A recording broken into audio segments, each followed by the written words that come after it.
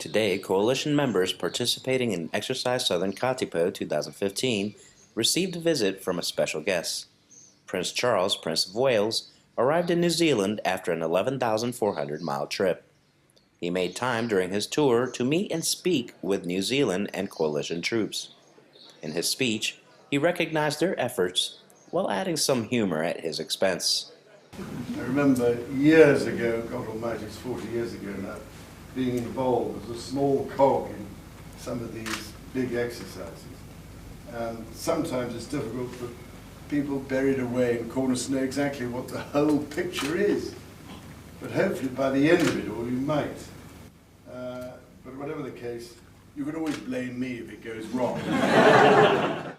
Prince Charles received a tour of the Southern Katipo headquarters, where he was introduced to U.S. coalition members like Army Major Randall Verde and Army Staff Sergeant Frank Sablan. You know, the visit with Prince Charles, he was very grateful. The United States was participating in the exercise. You know, he seemed concerned about op-tempo and current affairs and gave his support behind our efforts around the world. I was asking some of the other New Zealand guys, does royalty often come here to you guys training exercise? They said no, this is the first time. So the fact that he actually put in the effort and time to come over here for this big of an exercise in New Zealand, I think is actually a great thing.